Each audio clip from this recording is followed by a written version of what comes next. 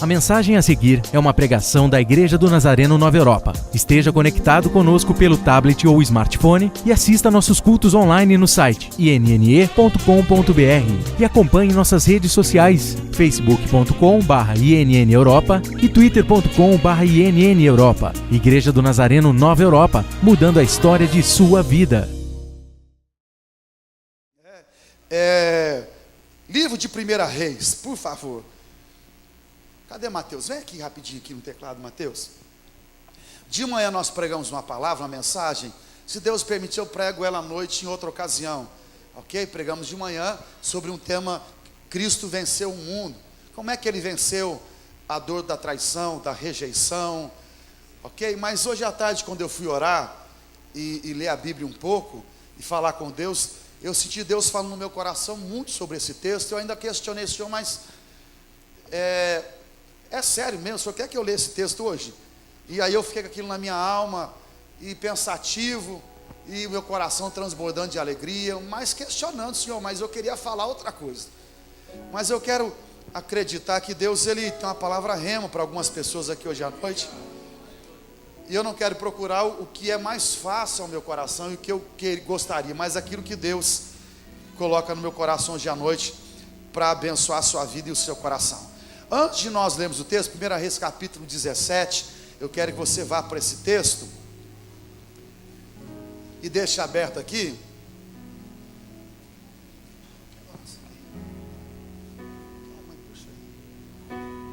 Antes de nós lermos o texto, eu queria adorar mais uma vez, adorar esse Deus maravilhoso que é o nosso Deus, que é tão fiel e é tão bom para cada um de nós e cuida de tudo. Enquanto a gente vai ouvindo aqui o Mateus tocar, eu queria apenas lembrar aos pais, aos irmãos que têm interesse, de fato, de agregar valor no coração de um filho.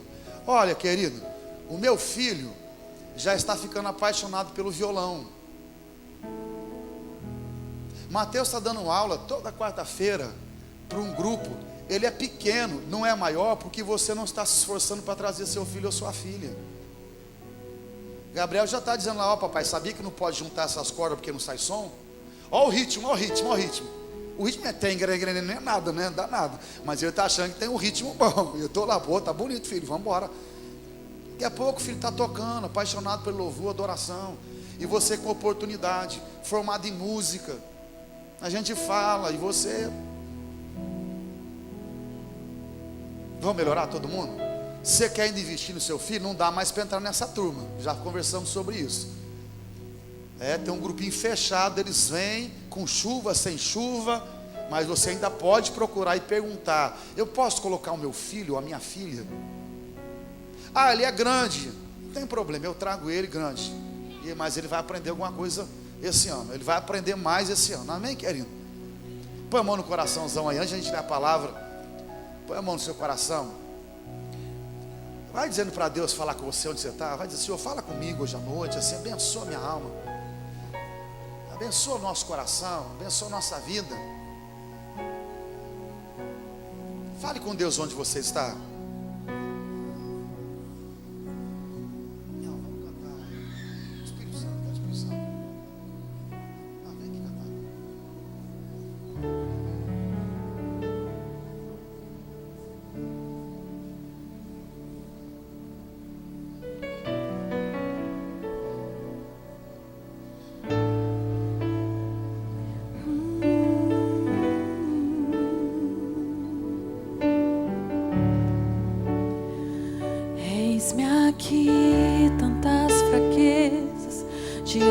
Da tua grandeza, o que se vê, o coração sente, o corpo responde, minha alma não mente.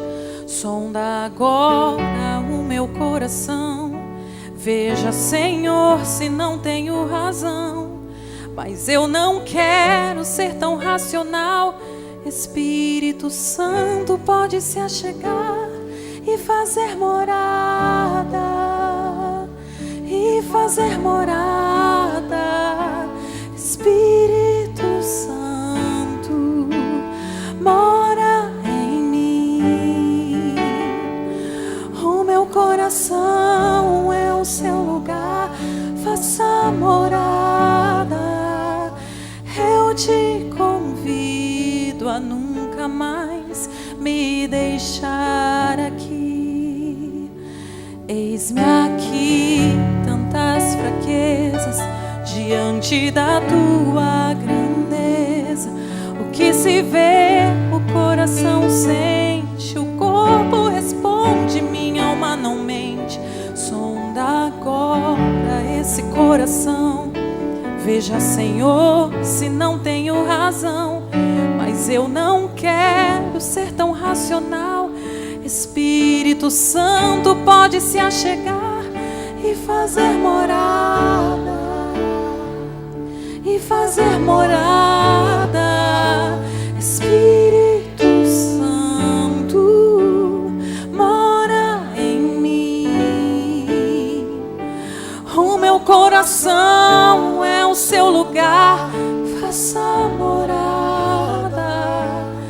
Eu te convido a nunca mais me deixar aqui.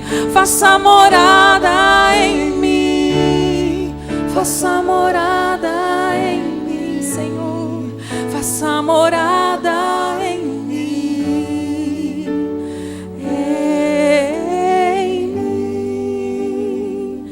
O meu coração é o seu lugar, faça morada. Eu te convido a nunca mais me deixar aqui. Nós temos vivido dias de agravamento em vários aspectos em nossa nação.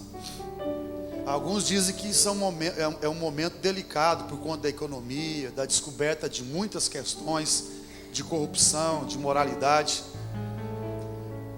Mas eu penso que nada tem afetado tanto a nossa vida como a gente parar para pensar que nós, um país rico como o nosso, em termos de riqueza natural, que a gente possa, por conta da má gestão de nossa liderança e do mau costume que nós temos pela riqueza que nós possuímos, é o fato de pensarmos que a gente pode ficar de uma hora para outra sem usufruir da fartura que esse país sempre teve no que diz respeito à água.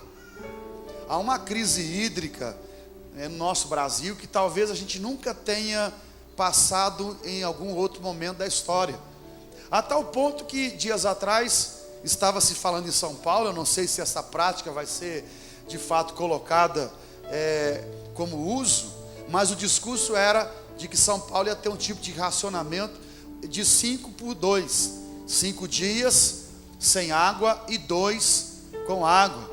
E as discussões começaram a surgir nos mais diversos círculos sociais, os debates, alguns entrando na justiça para garantir o uso da água. Mas como é que você pode garantir o uso da água por medida judicial quando não se tem? E nós ficamos assim um tanto assustados. Liderança dizendo: olha, se você pode, mude, vá para um lugar onde tem muita água, onde há fartura de água.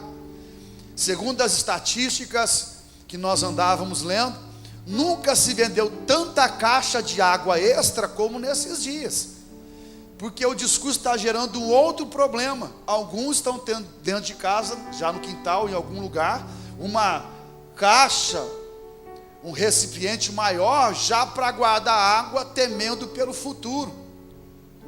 E assim nós ficamos um tanto assustados por conta dessa grande necessidade do momento que nós atravessamos. Estiagem, problema de água, crise hídrica. Quando lemos aqui em 1 Reis capítulo 17, nós vamos descobrir a nação de Israel enfrentando um grande problema no que diz respeito à ausência de água. Se não, olhe só o que diz a palavra do Senhor, logo na introdução do capítulo 17, quando surge o nome de Elias. Diz assim: Elias, que habitava em Gileade, declarou a Acabe: tão certo como vive o Senhor Deus de Israel, a quem sirvo, juro em nome do Eterno, que não cairá orvalho, nem chuva nos anos que se seguirão. exceto mediante a minha palavra. Então você descobre esse profeta extraordinário com uma palavra de ousadia, de coragem, de fé, endossada pelo próprio Deus, se dirigindo ao líder da nação, o rei Acabe, e lhe dizendo o que é que iria acontecer nos próximos anos, o que é que iria acontecer no próximo capítulo de sua gestão. O profeta enumerou os acontecimentos dizendo: olha, nos próximos anos não haverá orvalho e nem chuva. A terra, ela vai passar por um período de profunda crise. E o fato é que essa palavra dita por Elias, ela se cumpre. Elias, ele recebe uma palavra do próprio Deus, pedindo para que ele se retirasse e fosse esconder num ribeiro, e lá Deus iria sustentá-lo, e ele prontamente obedece ao Senhor, e ele vai agora se esconder, ele fica agora sendo cuidado pelo próprio Deus, que o alimenta dessa forma. Versículo 6, os corvos lhe traziam pão e carne pela manhã, como também pão e carne ao pôr do sol, e ele saciava a sua sede nas águas do ribeiro. Então o profeta, ele lança a palavra, e ele está esperando no cumprimento dessa palavra sobre a nação de Israel. Enquanto a palavra não é cumprida, lá está o profeta sendo cuidado, sendo sustentado pelo próprio Deus, pela manhã e à noite, e saciando a sua sede pelas águas que vinham do ribeiro. Acontece que Deus coloca o seu plano em ação, ele sustenta a sua palavra e o seu desejo. Passado dias, versículo 7, passado dias, a torrente secou, porquanto as chuvas haviam cessado sobre a terra. Então a primeira coisa que acontece, numa perspectiva de que não houve mais chuva sobre a terra, ela se torna seca, e uma terra seca, ela se torna improdutiva, inadequada para o plantio, para a colheita, para a alimentação. A seca era uma realidade, mas era reflexo da ausência de chuva. Chuva que Deus estava impedindo que chegasse ao seu povo. Chuva que Deus estava impedindo que chegasse à terra. Com a ausência de chuva, a terra se tornou improdutiva por causa da seca. O tempo passa e você lê o capítulo 18 e vai descobrir uma outra situação surgindo por causa da ausência de chuva. Diz o versículo 1, quando Deus dá uma ordem a Acabe, lhe ordenando que se apresentasse a Acabe, porque ele iria mudar o cenário. A Bíblia diz no versículo 2 que Elias partiu, mas o cenário nesse exato momento, quando Deus dá a Elias essa nova incumbência, para que ele dissesse que aquele período ia terminar, o cenário era de lástima ou de agravamento. A Bíblia diz que a fome era enorme em Samaria. E isto vinha como consequência, ou surgiu como consequência da ausência de chuva, da terra seca, e agora com a terra seca, a fome chegou ao coração da nação de Israel. Fome, agravamento, necessidade, padecimento. Então esse era um retrato nos dias de Elias. A ausência de chuva, seca, fome, inversão de valores. Acabe se encontra com um homem chamado Obadias, que era mordomo e administrador do seu palácio, e lhe dá uma ordem expressa nesses dias de agravamento, lhe dizendo assim: olha, percorra toda a terra, corra e ache algo bom, ache fontes e riachos ainda correntes. Versículo 5. Ele dá essa palavra a Obadias, para que Obadias percorresse a terra e ele achasse alguma fonte de água. Ora, Será que Obadias iria conseguir achar alguma fonte de água ou algum riacho corrente quando Deus havia dito que não choveria mais? Será que o nosso esforço humano pode suplantar aquilo que Deus disse que faria? Por maior que seja o nosso trabalho, por melhor que seja o nosso empreendimento, por maior que seja o nosso esforço, nossa técnica ou inteligência, quando Deus diz que fecharia os céus e a água não desceria, que os céus se tornariam de bronze, será que o esforço humano poderia alcançar algum êxito quando Deus diz que não abriria as portas? Mas ainda Acabe, ele desempenha esforço para alcançar alguma fonte, alguma água, algum riacho corrente nos seus dias. O que acontece é que nada errado em um homem, um monarca, um rei que não tem Deus no coração, querer desenvolver um plano de emergência, de contingência, para poder resguardar sua vida, seu reino, seus súditos. Acontece que quando ele dá essa missão a Obadias, ele dá com essa ordem expressa: procure fontes, riachos e uma água, talvez encontremos alimento, capim, comida, para manter vivos os nossos animais, sem ser necessário com que eles percam a sua vida. Então, para o rei, para o monarca, ele estava muito mais interessado em preservar suas mulas, em preservar seus animais, os seus cavalos, os seus rebanhos, do que preocupado em desenvolver um trabalho, uma cultura, um posicionamento que iria beneficiar o seu povo, sua maior riqueza.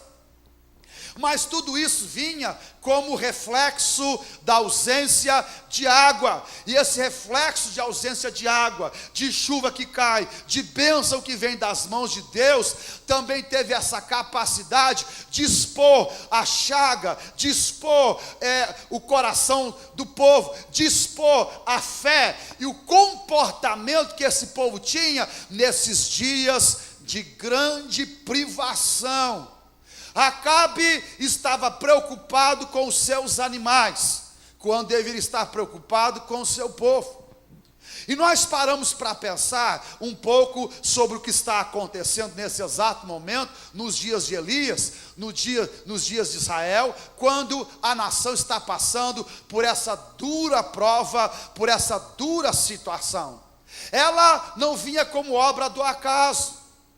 Deus já tinha dito através de Elias que era uma situação punitiva ou de correção, enviada pelo próprio Deus sobre o seu povo. Não era uma situação definitiva. Tanto é verdade que no capítulo 18, Deus fala com Elias dizendo: aparece Acabe e lhe dê uma informação preciosa. Lhe diga que eu vou enviar chuva outra vez. E o que é que Acabe faz? O que é que Elias faz? Ele ouve Deus e ele caminha em direção a Acabe para lhe dar essa informação preciosa, lhe dizendo: a seca vai passar, a enfermidade vai passar e a chuva vai voltar. Esse é o recado que eu tenho para lhe dar. A chuva vai voltar. Deus vai abrir os céus outra vez e a chuva vai chegar. Assim Deus estava ordenando para que Elias falasse com o rei Acabe. Acontece que, embora fosse um período determinado pelo próprio Deus, essa seca tão cruel, que diz respeito à ausência de chuva, ela veio por conta do procedimento do povo de Deus. Se você observar o capítulo 16, a partir do versículo 29, você vai ver o comportamento da nação de Israel naqueles dias. Por exemplo, você vai descobrir que o rei Acabe, versículo 30, que ele tinha um comportamento hediondo, que ele tinha um comportamento maligno. A Bíblia expressa esse tipo de situação dizendo que Acabe tinha realizado perante os olhos de Deus aquilo que era mal, e que as suas atitudes como rei, como líder, eram piores do que aqueles que o antecederam.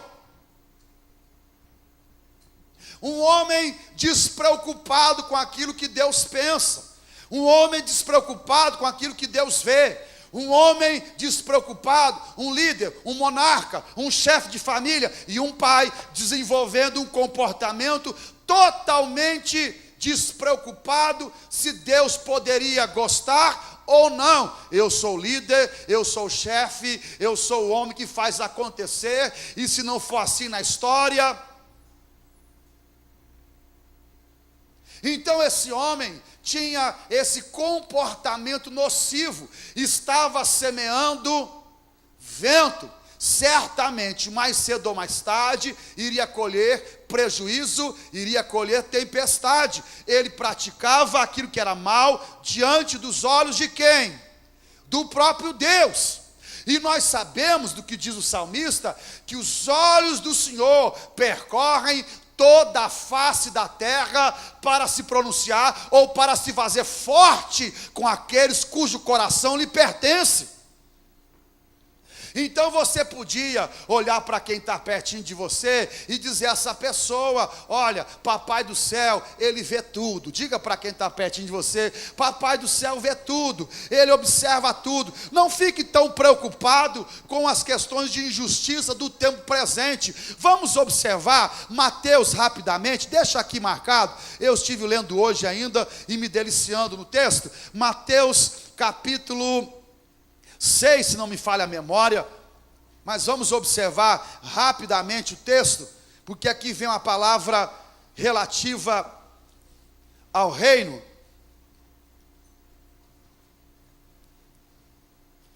Capítulo 5.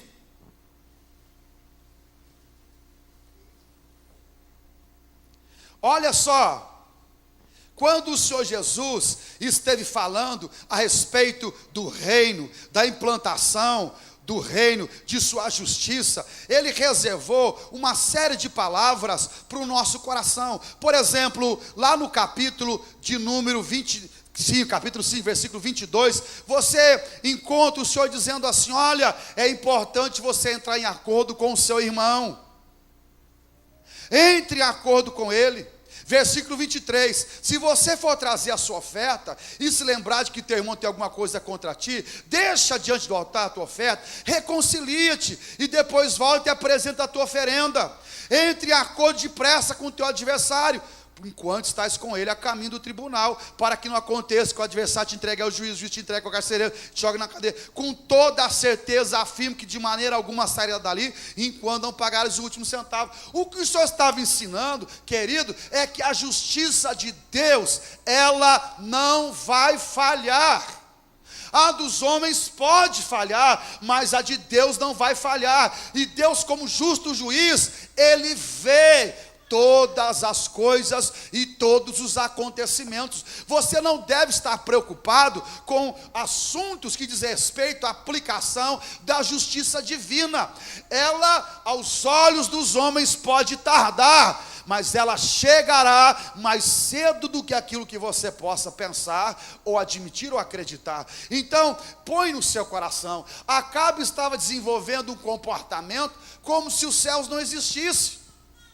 Fez o que era mal aos olhos do Senhor. Dá uma empurrada santa quem está perto de você e diga assim: faça o que é bom aos olhos do Senhor. Diga: faça o que é bom aos olhos do Senhor. Faça o que é bom aos olhos do Senhor. Mas vamos avançar. O versículo 31 diz que além da prática de maldade desenvolvida por Acabe, nós poderíamos aqui desenvolver um pensamento muito mais extenso do que é maligno e que Deus não concorda. Mas você é suficientemente maduro para saber que existem coisas que Deus não concorda. Na escola dominical nós cantávamos aquela música que era assim: olhinho, cuidado o que vê, olhinho, cuidado o que vê. E o que acontece com o Salvador do céu? O Salvador do céu está o quê? E depois ia para outra parte: mãozinha, cuidado o que pega ou que toca. Cuidado, por quê? Porque o Salvador do céu está olhando para você. Boquinha, cuidado o que fala. E boquinha, linguaruda, cuidado o que fala. Porque o Salvador do céu está olhando para você. Cuidado. Cuidado, ouvidinho, o que ouve. Cuidado, pezinho, onde pisa. Porque o Salvador do céu está olhando para você. Você pode achar que ninguém viu, como Davi quando se deitou com Betseba. E ninguém viu, mas Deus enviou o profeta para falar com ele, dizendo: o que você fez foi mal aos olhos de Deus. Sua casa vai padecer pela espada. Então, querido, cuidado, se você sabe que não pode, não pode, não pode. E de quando em quando nós somos desafiados. Ontem eu fui em alguns aniversários, um mais lindo que o outro, foi bom demais. E aí quando foi muito tardão assim, lá para umas 8h30, entrou no meu WhatsApp: pastorzão, o senhor pode vir no meu aniversário, 9 horas da noite aqui? Então eu falei: irmão, não aguento mais, foi 4 hoje, tá bom demais, fica para a próxima. Então, mas eu passei em um, lá, né, com o Du, com a Michele, e aí nós fomos lá na Bosch. Lá tinha uma regra, você tinha que deixar o carro lá em cima e ir a pé.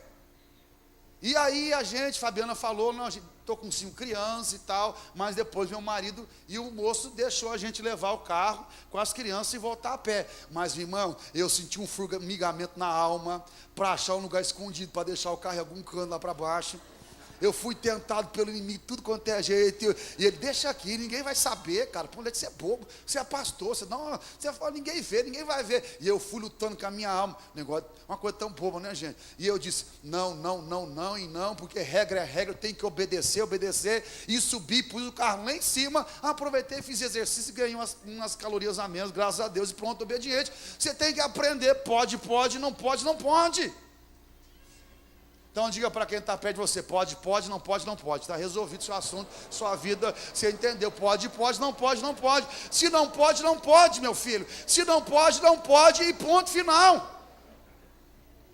Quem é que vai obedecer e vai dizer aleluia hoje à noite? Olha, vamos avançar. Além disso, além de Acabe fazer o que era mal, ele considerou, versículo 31, Acabe considerou que não teria qualquer importância cometer mesmo os erros de Jeroboão. E ele fez pior. Eu não quero entrar em detalhes do que Jeroboão fez, mas que ele fez pior, que além disso ele se casou com Jezabel, rei dos Sidônios, e passou a devotar seu culto ao deus Baal. Então você vê um líder, um rei, ele estabelecendo alianças que Deus não aprovava. Como se não bastasse toda maldade, ele ainda estabelece um vínculo de intimidade com gente que cultuava deuses estranhos e que não se importava com o Deus de Israel. Será, meu irmão, que Deus aprova certos tipos de relacionamento, certos tipos de aliança? Você precisa ponderar. A Bíblia é muito clara quando ela fala de certos tipos de aliança. Às vezes encontramos alguns pais permitindo os seus filhos namorarem quem não é da igreja. E nem informando o filho a respeito daquilo que é saudável. Aliança. Será, meu irmão, que na Bíblia não está escrito que não é para nós permitirmos nossos filhos se relacionarem num grau de intimidade com o mundo? Por quê? Porque o mundo vai corromper o coração de nossos filhos. Mas você acha que não tem importância. É por isso que não vem chuva, é por isso que a vida dificulta. Então você podia dizer: aliança é aliança que Deus aprova. É aliança que Deus ele põe uma chancela, que ele diz: ó, meu filho, está na bênção, essa aqui é do meu agrado. E ainda assim, sendo gente que é da igreja, ou que é da fé, ou que é de Deus, ainda assim é difícil, Deus é que tem que manter. Imagine quando é e não é uma aliança firmada com base que agrada o coração do Senhor. Tudo fica mais difícil.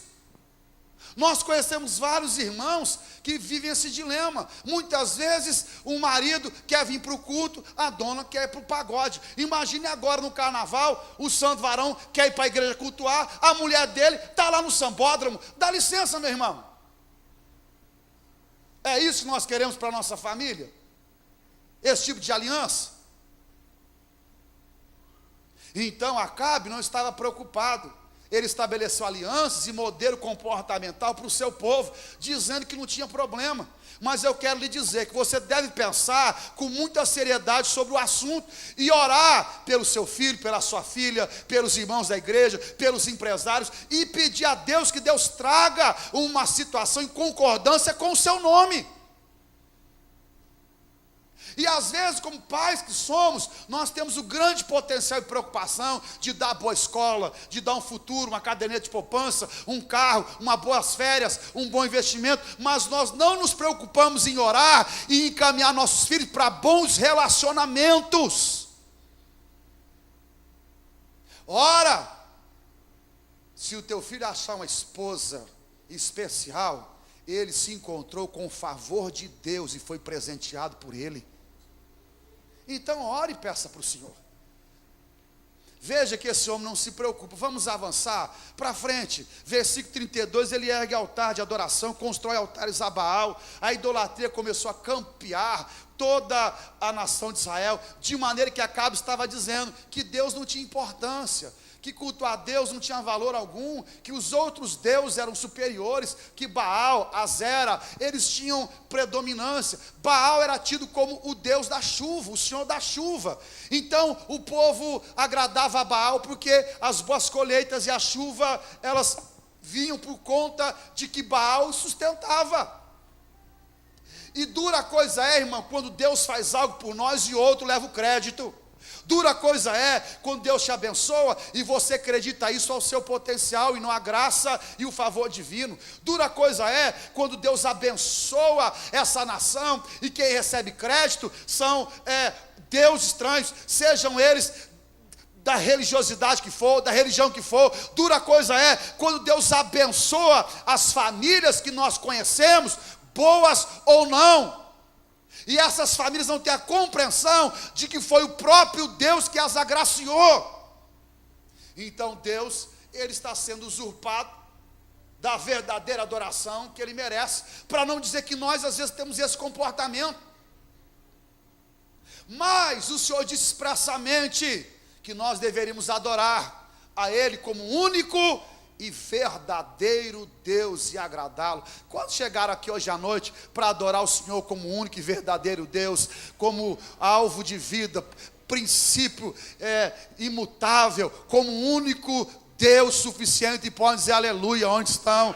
Adorarás ao Senhor teu Deus, somente a Ele, e a Ele devotarás serviço. Você podia dizer aleluia onde você está.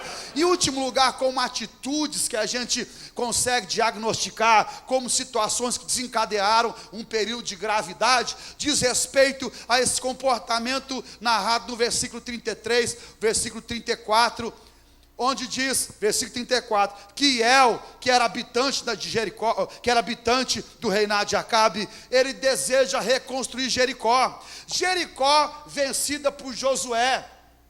E quando Josué venceu Jericó, diz que nunca mais deveria ser erguida, sobre a maldição de perder o primogênito e o caçula. Mas El, ele deseja reconstruir Jericó. E ele lança alicerces, mas quando ele lança os alicerces, o que é que acontece com o seu primogênito? Ele morre. E quando ele termina de pôr as bases de Jericó, ele perde o seu caçula. Morreu conforme a palavra que Deus colocou nos lábios de Josué. E essa palavra dita por Josué fora dita 600 anos antes desse episódio. Mas veja, havia um agravamento de crise, uma crise sem precedente, idolatria, Deus sendo esquecido no coração da nação, alianças que desonravam o nome de Deus, práticas de infidelidade, maldade. E agora, esse homem chamado Hiel olha para todo o cenário à sua volta, e ele começa a perguntar: onde é que Deus está? É certo que no passado ele deu uma palavra, mas uma palavra no passado. Depois de tantos anos, será que essa palavra vai ser cumprida? 600 anos atrás ela foi lançada. Será que Deus ainda vela pela sua palavra? Ou até poderíamos pensar, diante da enorme crise que está acontecendo, que Deus não está preocupado com a nossa vida nessa terra, que Ele está no seu trono, adorado pelos anjos, arcanjos e querubins, e que a vida vai seguir seu curso natural. Deus tem outras preocupações, e aqui cada um por si. Ou será que Deus de fato não existe? Porque a impiedade é tão grande, como é que pode Ele existir quando a crise é tão enorme e nos assusta? Sendo Ele um Deus de justiça e de amor. Argumentos não nos faltam. O fato é que esse homem, com seus argumentos ou não, ele desafia a palavra do Senhor, e ele, no desejo de construir Jericó, quase estava dizendo: olha, com tanta impiedade, com tanta injustiça e malignidade, Deus não vai fazer absolutamente nada.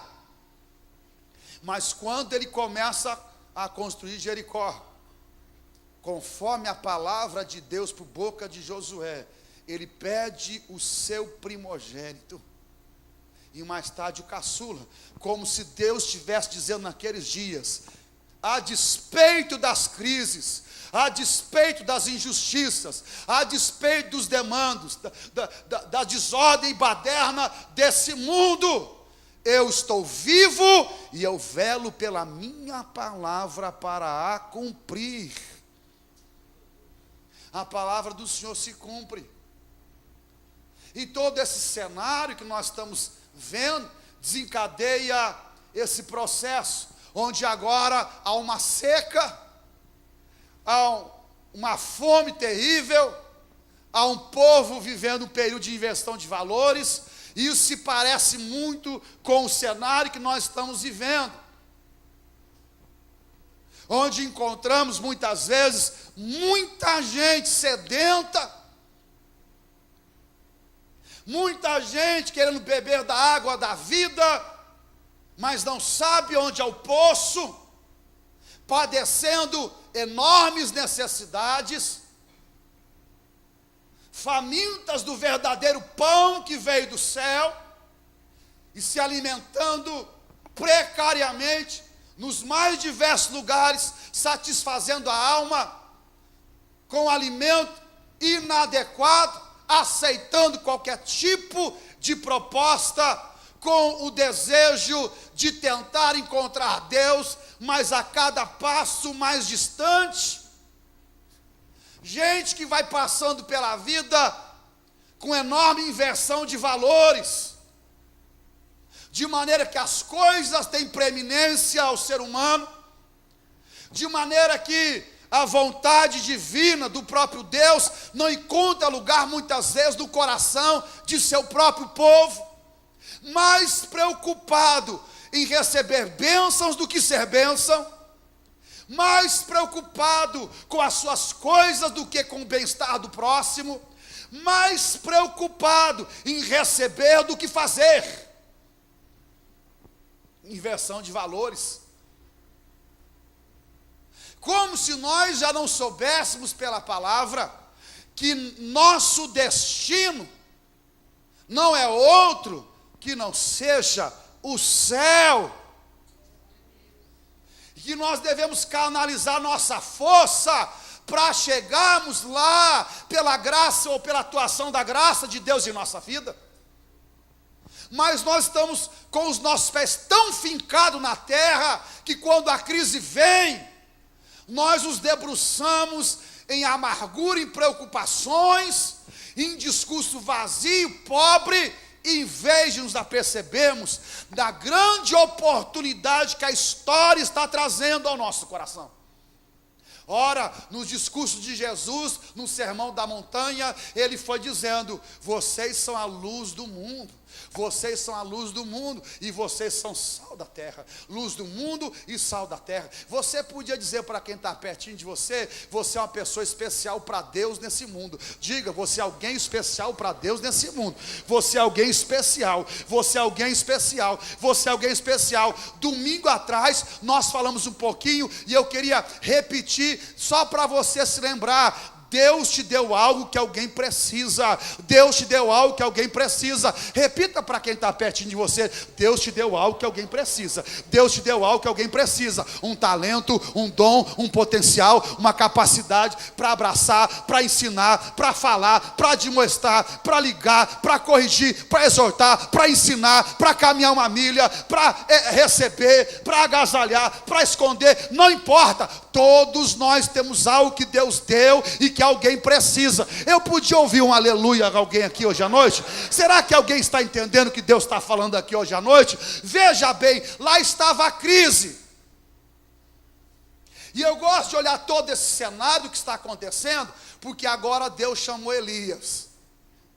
E eu quero glorificar a Deus, porque em tempos de crise, Deus tem sal da terra e luz do mundo. Eu quero glorificar o Senhor, porque em épocas de cativeiro na Babilônia, Deus sempre tem um Daniel, Deus sempre tem um Misael, um Azarias, um Ananias. Eu quero glorificar o Senhor, porque mesmo na época do império, onde Nero, ele era o imperador cruel, inimigo da cruz, pôs fogo em Roma, acusou a igreja, era um homem assassino, homicida, um dos piores da história. Mesmo nessa época, quando Paulo fala da casa do imperador, ele fala dizendo: os santos da casa, os santos de Deus estão na casa do imperador, eles mandam saudação, eles mandam saudação. Lá no meio da luta, da crise, no inferno, tem santo, tem gente de Deus. Isso nos mostra e nos ensina a profundidade ou a força que existe o evangelho, o poder de Deus que entra em qualquer ambiente, por pior que ele seja,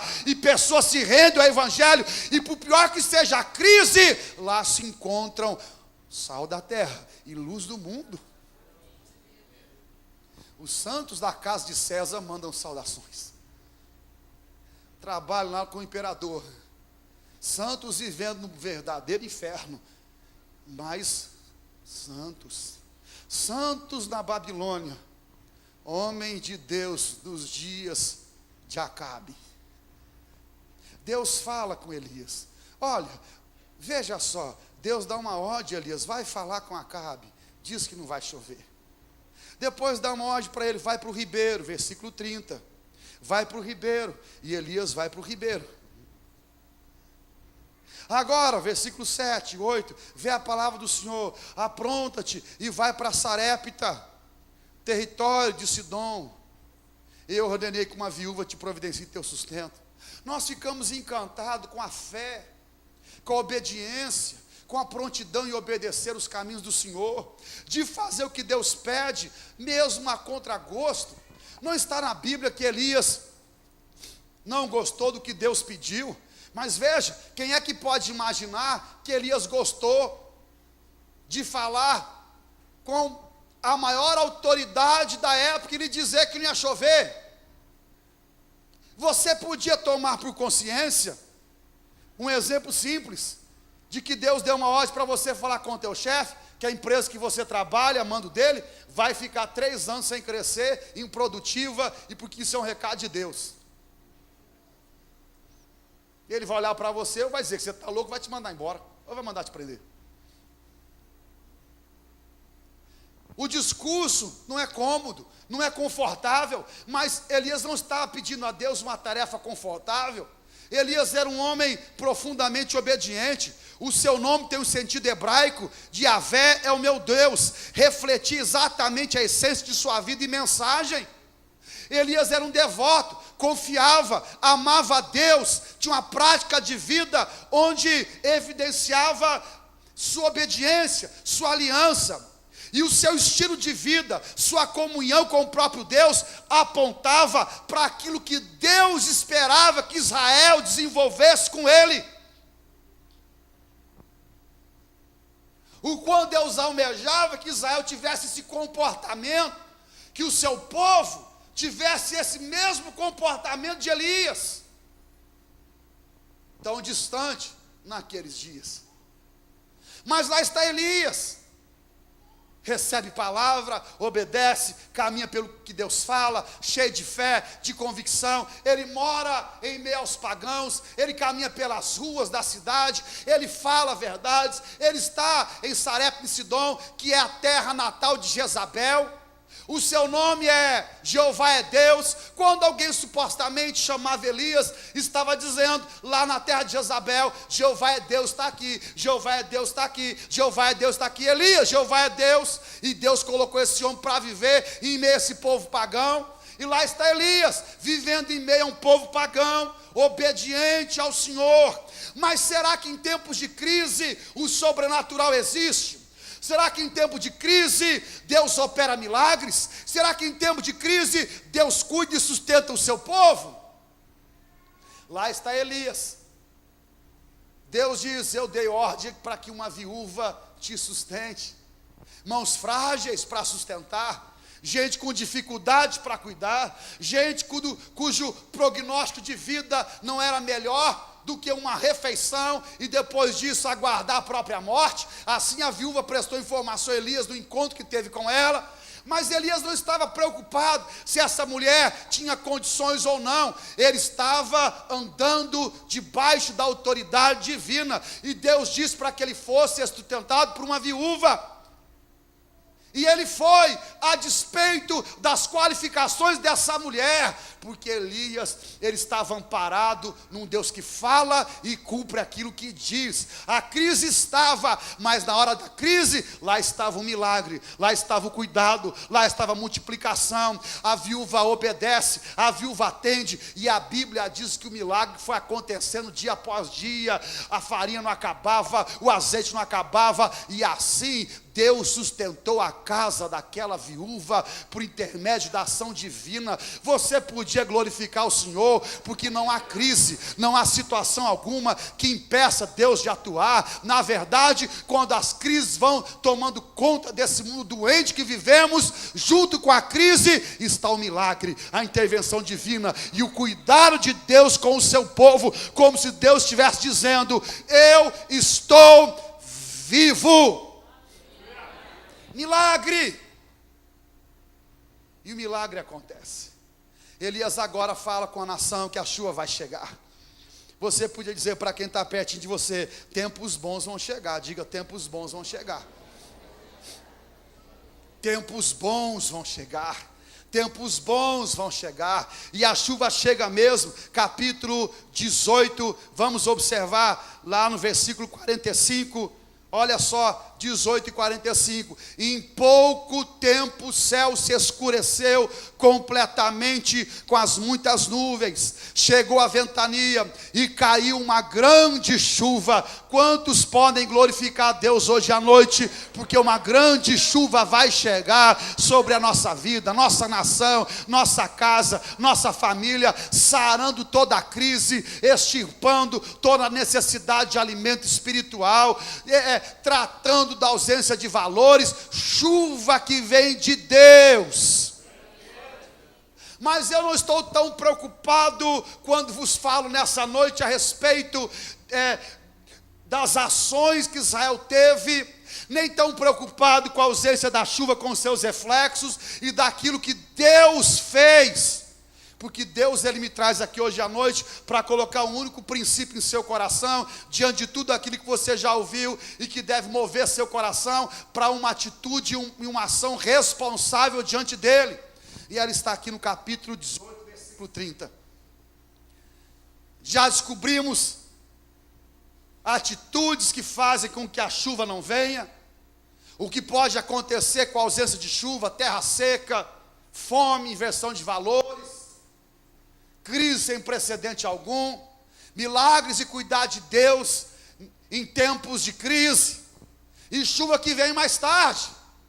Mas em meio a todas esse cenário que vos vamos falando hoje à noite, Elias recebe essa incumbência. Versículo 30. Ele convocou todo o povo e disse: chegai-vos a mim. E o povo se aproximou dele. E Elias reparou o altar do Senhor que havia sido destruído. Elias reparou o altar de Deus que havia sido destruído. Deus chamou esse homem para que ele fosse protagonista de uma história em seu tempo. Elias estava passando por toda essa história. E Deus o chama para fazer a diferença. Deus o convoca e lhe dá uma oportunidade de fazer com que através de sua vida a história fosse diferente. Então esse homem se torna em alguém importante na época. Deus o chama com uma missão, com uma tarefa, para que ele não fosse apenas alguém que assistisse e alguém que recorresse aos outros, quando ele mesmo estava participando de tudo que acontecia e via com os próprios olhos as carências e necessidades do povo. A Bíblia diz Elias, nome próprio, Elias, alguém, Elias. Um protagonista, alguém que fez história. Deus nos chamou, a mim e a você, para que a gente seja um protagonista na história, para que a nossa vida tenha sentido, para que a gente faça toda e qualquer diferença onde Ele nos plantou. Então, homem e mulher de Deus, pare de ficar olhando para a crise, chorando, se lamentando pela ausência de algo, pela crise hídrica, pelo que quer que seja, porque em tempo de crise, Deus tem sal da terra e luz do mundo, e esse sal da terra e luz do mundo diz respeito à sua vida. Príncipe de Deus, homem que tem uma solução, mulher que tem uma ideia, gente que ora, gente que é de Deus, gente que conhece a Deus, o Deus da palavra, o Deus que transforma, o Deus que abre o mar, o Deus que faz o pão descer do céu, a codorniz chegar, o Deus que levanta o paralítico, o Deus que cura, o Deus que restaura, o Deus que abre e ninguém fecha, o Deus que caminha ao nosso lado, o Deus que nos chamou. Elias restaurou o altar. Você está esperando quem restaurar o altar que você vive? Você está esperando quem? O pastor chegar em sua casa para consertar seu casamento, meu filho? Você está esperando o quê? O irmão da igreja, do ministério, consertar o mau procedimento de seu filho, quando você já viu? Você está esperando o quê? Na faculdade, Deus levantar alguém, supostamente alguém, para atender a necessidade de um moço perdido por causa das drogas, ou por causa de uma família desajustada, uma menina. Quando você já viu? Elias está andando pelas ruas, as ruas estão cheias de necessidades, o mundo está em crise, jaz no maligno, mas como Deus tinha Elias no passado, Ele tem Elias no presente, Ele tem homens e mulheres hoje, mas você precisa entender que quando há uma necessidade do altar ser restaurado, Deus quer usar a sua vida para tal façanha. Então você podia dizer para quem está pertinho de você: é tempo de você não ficar esperando. Diga: é tempo de você não ficar esperando. O assunto é com você, o assunto é com a sua família, o assunto é com a sua casa, o assunto é com o seu coração, o assunto é com a sua alma. Quantas crises campeiam à nossa volta, meu irmão, em nossa família, em nosso vizinho, na faculdade onde os nossos filhos estudam, na escola que as nossas crianças estão, às vezes em meio à própria comunidade. Nós vamos conhecendo a ausência de vida espiritual de muitas pessoas, algumas que chegam até nós no campo profissional. O que é que você vai fazer? Eu vou ligar para o pastor? Anos atrás, um grupo de meninos da igreja, tudo adolescente, tudo assim, acho que filho de peixe é peixinho, e aí eles estavam no castelo, madrugada. Os meninos gostam de andar de madrugada. E aí naquela madrugada chega uma pessoa que tinha bebeu muito, uma menina da idade compatível. Ela chegou bebinha, e aí os meninos vão ajudar, porque nós somos da igreja, vão ajudar. Mas como é que nós vamos ajudar? Que jeito? E agora? Agarrar que jeito? E aí um tentou ajudar, e ela estava bêbada, e ela ficou possessa. E o capeta agarrou ela. Vou matar, aquela voz de poltergeist, vou matar e tal. E aí, meu irmão, se não tiver com Jesus, corre mesmo. E aí agravou, e aí? Vamos ligar para o pastor, 2 horas da manhã, meu irmão. Vamos ligar para o pastor, vamos ligar para o pastor, vamos ligar. Aí tinha um Zé no meio. Para quê, gente? Nós somos gente de Deus. Ligar não, nós vamos resolver agora. Vamos juntar aqui uma roda. Fizeram uma roda. E a dona no meio. Vamos juntar a roda e vamos orar agora. O saidinho, mais cheio de fé. Então vamos orar, então vamos. Você puxa a oração. E ele agarrou aqui e vamos orar. Ave Maria, cheia de graça, já conosco.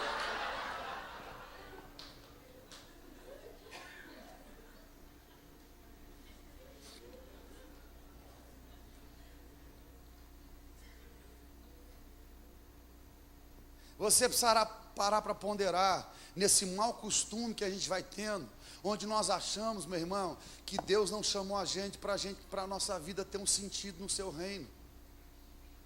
Você precisa parar com esse mau costume de ser frequentador de igreja.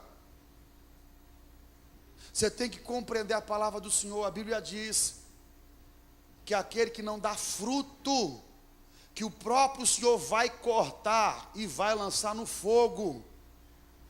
Não é o seu pastor que está implicado com a sua vida. Foi Deus quem disse que nós teríamos que ter uma vida frutífera. O que é que você vai fazer com a crise que você vê? Você vai juntar com todo mundo que xinga e vai xingar também? Você vai juntar com quem bate e vai bater também? Você vai juntar com quem tem um comportamento de endemoniado e vai ser um endemoniado? Você vai dar vazão às conversas torpes dos seus colegas de trabalho, que numa crise no casamento dizem, largue e arruma outra? Infeliz e miserável é você se você fizer. Porque crise nós tratamos e o nosso coração é abençoado e a gente avança com a graça do Senhor. O que vamos fazer? Nós vamos reparar o altar ou ele vai ficar quebrado e a chuva não vai chegar? Deus chamou Elias e em todo o tempo lá está Elias. Vai, vem, ele ora, e ele busca a Deus, ele faz o que Deus pede, ele restaura o altar, ele dá uma palavra. Elias, ele é um protagonista dentro do seu tempo, da sua época. Tem uma crise, mas ele não está por causa da crise, ele é usado em meio à crise, e em meio à crise, Deus levanta homens e mulheres para o seu serviço, para o seu louvor, a fim de que as nações possam se render a Ele, como Israel fez, quando o fogo caiu sobre o altar, se debruçando em adoração, dizendo, só o Senhor é Deus, só o Senhor é Deus. Esse é o final do trabalho de todo aquele que se torna em agente de milagre, em agente de salvação de Deus, em agente que Deus usa para o louvor de sua glória. Ao final, as pessoas em louvor vão dizer, agora eu conheço o único e verdadeiro Deus.